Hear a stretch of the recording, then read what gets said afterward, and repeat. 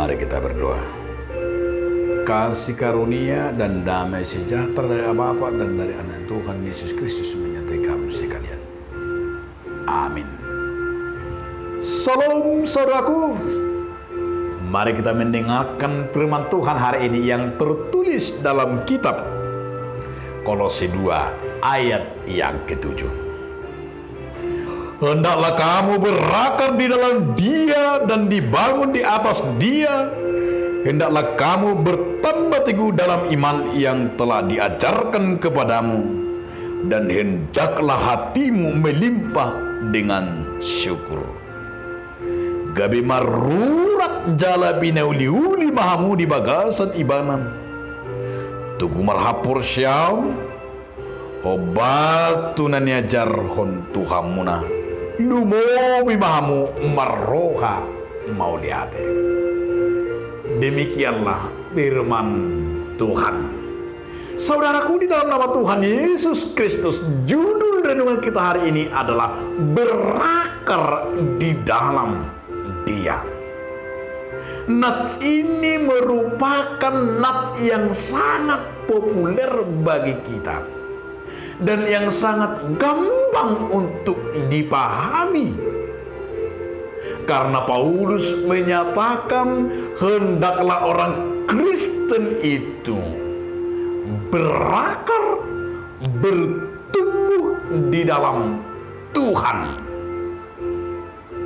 Berakar dan dibangun di dalam Dia artinya sebuah kekuatan seperti pohon, bahwa kekuatan pohon itu adalah di akarnya.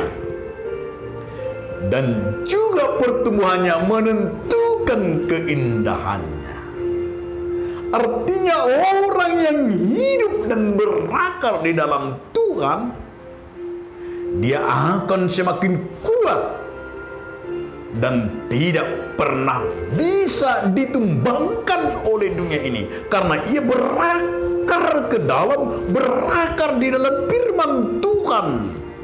Dan ia dibangun dan bertumbuh terus menerus sehingga dia berlimpah buahnya. Kehidupannya penuh dengan, di sana dikatakan, bersyukur, berlimpah di dalam kasih karena kedekatannya, hubungannya, keintimannya kepada Tuhan, sehingga imannya semakin kuat di tengah-tengah kesibukan apapun.